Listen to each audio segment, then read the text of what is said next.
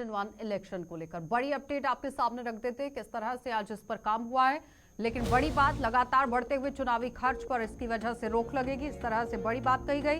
2014 के लोकसभा चुनावों में करीब 3870 करोड़ रुपए खर्च हुए थे। 2019 में 6500 करोड़ रुपए खर्च हुए थे और वन नेशन वन इलेक्शन पर अब बड़ा कदम जो है वो उठा है। लेकिन बताते चले कि मीडिया रिपोर्ट, जो कि सेंटर फॉर मीडिया स्टडीज की एक रिपोर्ट जो सामने आई है, जिसमें बताया गया कि किस तरह से पैसों का खर्चा हुआ है, तो वो समझना बहुत जरूरी है, जिसे लेकर आज एक बड़ी बात जरूर सामने रखी गई है कि वन नेशन वन इलेक्शन को लेकर किस तरह से रिपोर्ट जो है वो सबमिट करा दी गई है और हितधारकों, एक्सपर्ट्स को मद्देनजर रखते हुए भी काम करने की जरूरत रहेगी।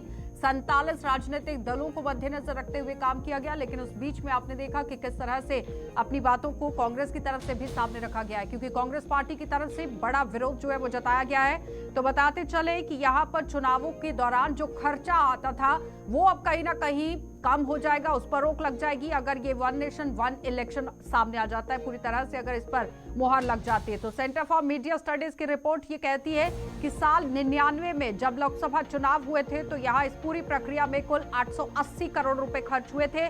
2004 के यहाँ पर चुनावों में आप देखिए ये खर्चा बढ़कर 1200 करोड़ हो गया था और 2019 के चुनावों के आंकड़े ये बताते हैं कि इसमें करीब 6500 करोड़ रुपए का खर्च आया।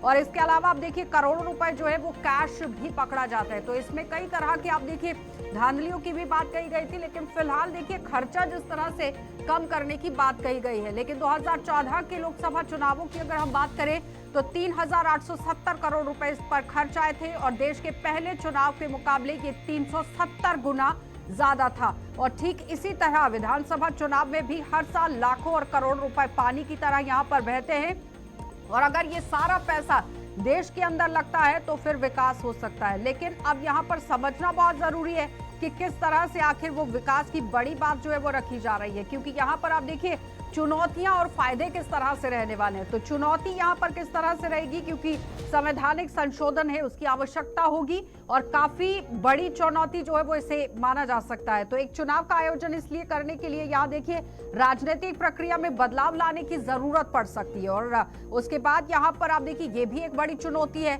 लेकिन उसके बीच में यहाँ अलग अलग राजनीतिक दलों की चुनावी विचारधारा पर भी प्रभाव पड़ सकता है और उसके साथ साथ फायदे जानना भी जरूरी है, क्योंकि यहाँ पर आप देखिए चुनावों के लिए चुनाव आयोग, सरकारी कर्मचारी और संबंधित जो संगठन है उनके समय की बचत होगी और एक साथ चुनाव अगर हो जाता है तो नामांकन प्रक्रिया और चुनावी कार्यक्रम के समय में भी बचत यहाँ पर हो जाएगी।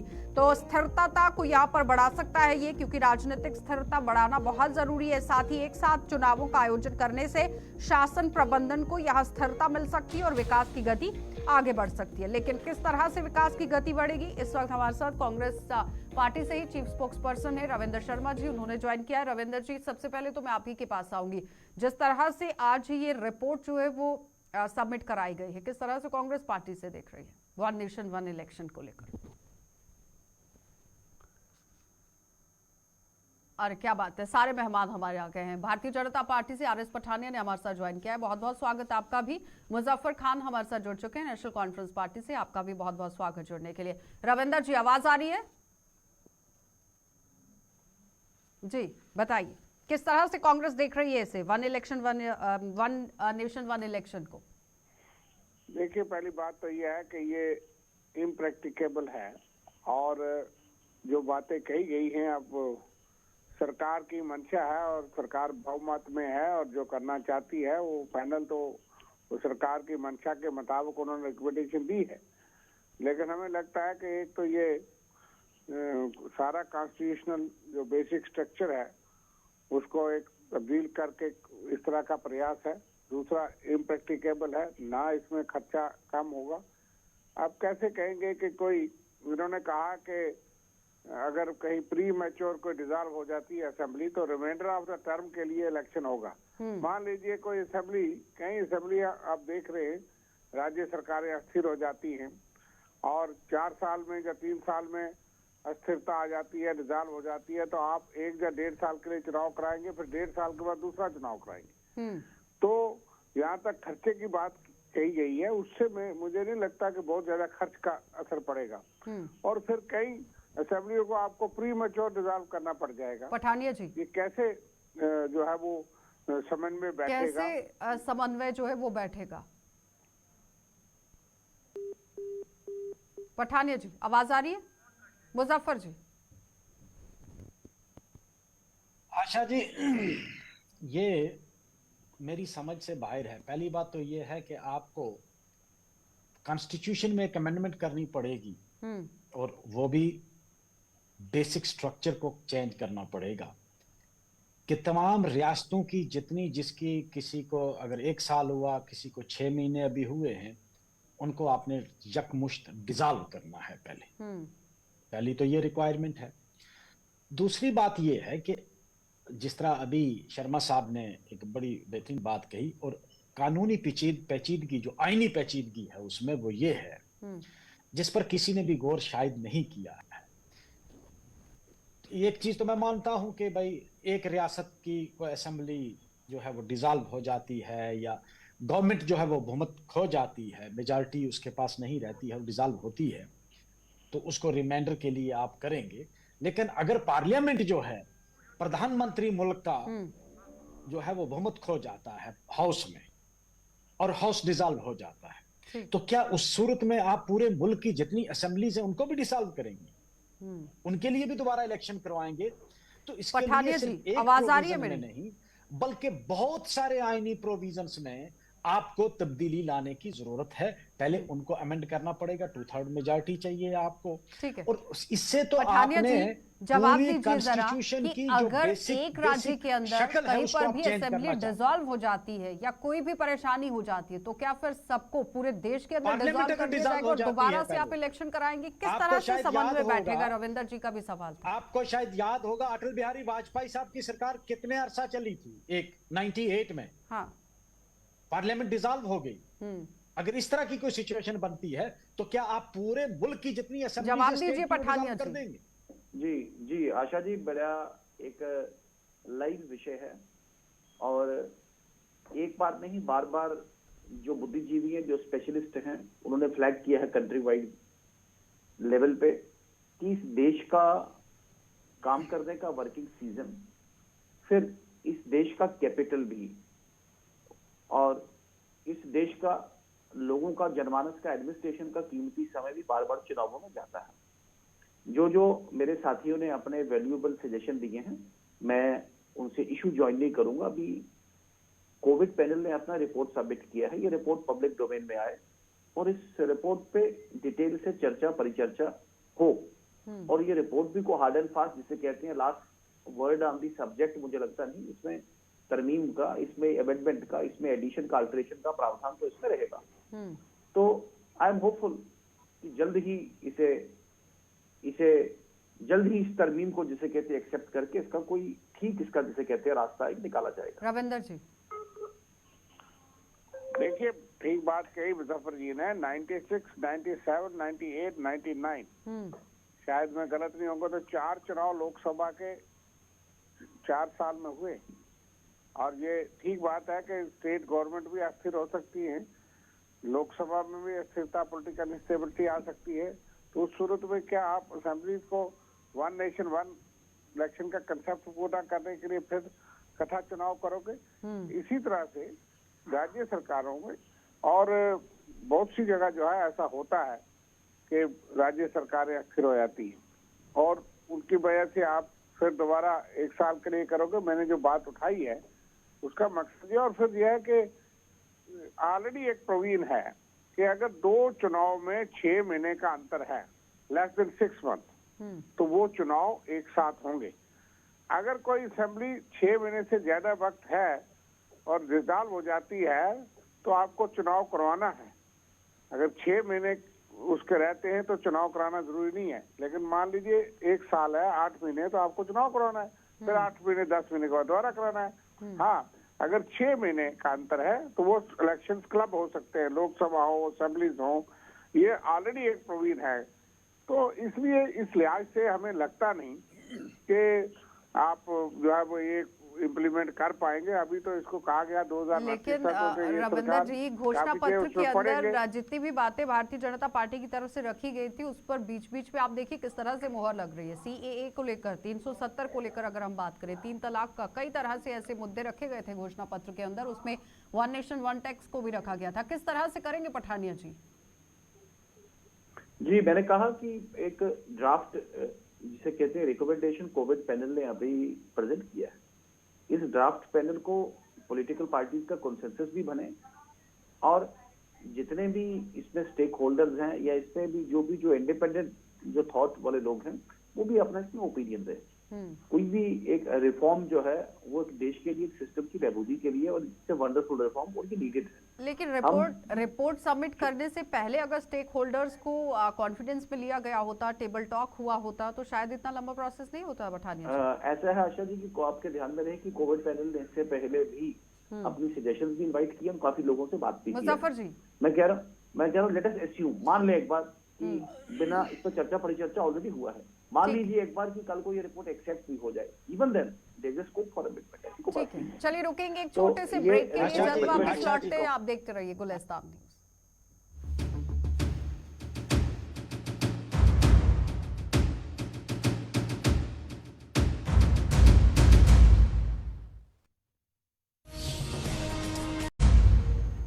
देखिए, पूरी दुनिया में भी 4 जो देश हैं वहां पर इस पूरी प्रक्रिया को अपनाया गया था, जिसमें अमेरिका है, कनाडा है, स्वीडन है और फ्रांस है। लेकिन चुनावी चुनौतियां बहुत तरीके से रहेंगी। तो अब मैं यहाँ पर मुजफ्फर जी आप ही के पास आऊंगी। जिस तरह से मशीनरी को लेकर भी बात हो रही है कि वीवीपैट की यहाँ पर ज़रूरत पड़ सकती है, उसके बाद जो ईवीएम की मशीनें हैं उसकी संख्या सीमित है देश के अंदर, उसे पूरा करने के लिए भी एक चुनौती रहेगी। मुजफ्फर जी। आशा जी, इन चुनौतियों के अलावा भी जो मेन चुनौती है कि ये एक अटेम्प्ट है रियासतों के अपने हकूक को सल्फ करने की, उनसे उनके राइट छीनने का ये एक अटेम्प्ट है। और बेसिकली इससे आप ये कहोगे कि ईवीएम्स की कोई प्रॉब्लम है या हर चीज वन नेशन वन सब कुछ नहीं हो सकता है। This is a huge nation, a great nation, जिसमें मुख्तलिफ किस्म के लोग हैं। आप अगर टोपोग्राफिकली देखेंगे कि ये मुल्क इतना बड़ा है कि कहीं जो है एक मौसम में इस किस्म की बरसात है कि वहां इलेक्शन पॉसिबल नहीं, और कहीं जो है बर्फ से ढका रहता है। लद्दाख जैसे एरिया में आप हर वक्त इलेक्शन नहीं करवा सकते। जब पार्लियामेंट चाहेगी या पार्लियामेंट जब गिर जाएगी तो वहां भी इलेक्शन करवाना चाहेंगे आप, तो नहीं हो पाएगा। तो इसलिए ये एक अटेम्प्ट है। और ये मैं आपको बताऊं, 10 सालों में जिस तरह आस्ता आस्ता रियासत के जितने भी हकूक थे, जो सेपरेशन ऑफ पावर थी, जो फेडरल स्ट्रक्चर था, उसको आस्ता आस्ता कमजोर किया। और ये लास्ट नेल है in the coffin of this federalism.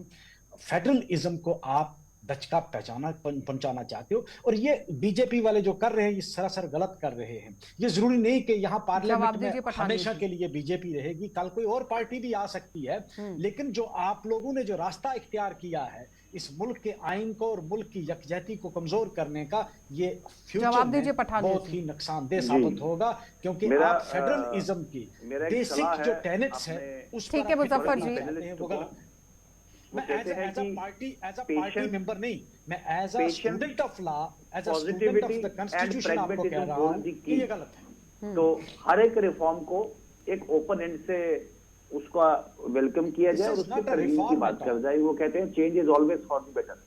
तो इस चेंज का एक लॉजिक है, चेंज का एक पॉइंट है। हम ना देखें, हम खुले मन से, खुले दिल से और खुले व्यू पॉइंट से इसे डिस्कस करें, इसे डिबेट करें। और ये अच्छे तरीके से, एक कारगर तरीके से, आपने जो विषय बताया बिल्कुल ठीक है कि केरल और लद्दाख पे एक वक्त में चुनाव करना पॉसिबल नहीं है, तो उसका स्कोप इसमें रखा जाए। और ये जैसे जम्मू कश्मीर की बात करें तो 4 चुनाव हैं, लोकसभा का चुनाव, विधानसभा का चुनाव, पंचायत का चुनाव और म्युनिसिपैलिटी का चुनाव।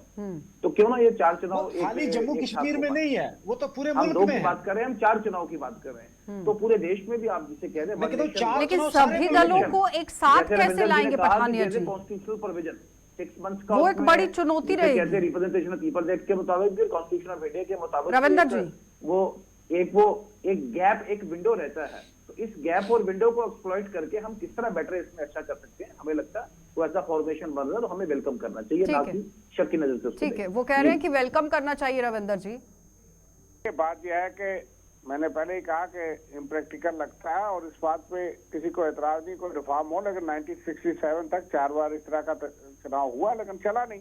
वो निजाम सिस्टम जो है वो चल नहीं पाया क्योंकि स्टेट्स का अलग अलग पैमाना हो सकता है। असेंबली शर्मा साहब उस वक्त डंडे के जोर पर नहीं चलता था, आज डंडे के जोर पर चल रहा है ना।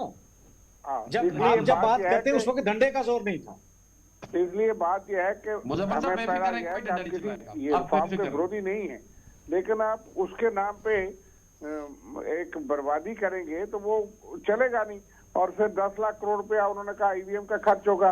आज देख लीजिए इस तरह के फैसले करते हैं क्योंकि चुनाव से पहले पहले ये यूनिफॉर्म सिविल कोड, ये CAA, ये one nation one election, article 370, ये वो मकसद था कि फटाफट चुनाव दे दो। और उधर से सुप्रीम कोर्ट ने थोड़ा सा सख्ती डंडा किया हुआ है। इलेक्टोरल बॉन्ड आज डिटेल्स आ गई, पता लग जाएगा बीजेपी का क्या हाल है। उसका कोई जिक्र नहीं कर रहा है सर। 6,500 करोड़ का घपला, उसका कोई जिक्र नहीं कर रहा। चलिए पठानिया जी जवाब दीजिए। मैं कह रहा हूँ कि जिस तरह से आज, सुनिए इसमें इंटरप्ट नहीं करना मुझे, कि जिस तरह से आज सिलेक्शन हुई है, कल सुप्रीम कोर्ट को इस पे सुनवाई करनी थी और एक दिन पहले 2 इलेक्शन कमिश्नर्स को सिलेक्ट किया गया। 212 आदमी की लिस्ट जो है वो, अब रविंदर जी जवाब ले लेते हैं ना। पठानिया जी जवाब दीजिए इस पर। तो 212 आदमी की लिस्ट जो है रात को दी जाती है और 6 मिनट पहले उनको जो है वो लिस्ट दी जाती है। 6 शॉर्ट लिस्टेड जो कैंडिडेट थे 10 मिनट पहले, और एक लीडर ऑपोजिशन 10 मिनट में कैसे पता करेगा कि ये इलेक्शन कमिश्नर इसकी पास क्या है। इस तरह का चलिए जवाब दीजिए। नहीं चाहते। अधीर रंजन चौधरी को आपने भी सुना होगा पठानिया जी, उन्होंने बाहर आकर किस तरह से आरोप लगाए थे। राष्ट्रीय चैनल पे इलेक्शन कमिश्नर्स की अपॉइंटमेंट को लेके था। एक प्रैक्टिकल मेरा रविंदर जी कि कम से कम इस समाज को, इंडिया को आप निकाल लेते हैं इस देश को, पैनल से, इस देश के सभ्य समाज को, और कम से कम इस देश के पॉलिटिशियंस को पॉलिटिशियंस पे शक नहीं होना चाहिए। रविंदर जी सुन लीजिए जवाब। पॉलिटिशियंस जो पब्लिक आदमी होता है, पब्लिक से निकल के आता है, और मेरा मानना है। रविंदर जी पिछले 2 मिनट से आप सवाल सुना रहे हैं, आप जवाब ले लीजिए। पठानिया जी बता रहे हैं कि मान लिया इसमें हमें चर्चा तो रविंदर जी मैं आपको बता रहा हूँ कि this country should not junk its politicians, suspect its politicians unnecessarily.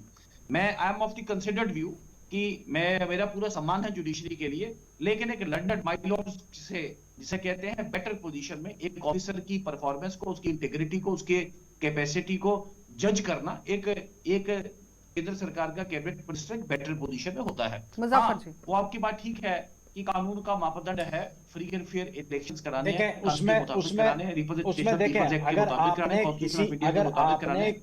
आपने किसी दूसरे इंस्टीट्यूशन के हेड को रखा होता, लेकिन एक प्राइम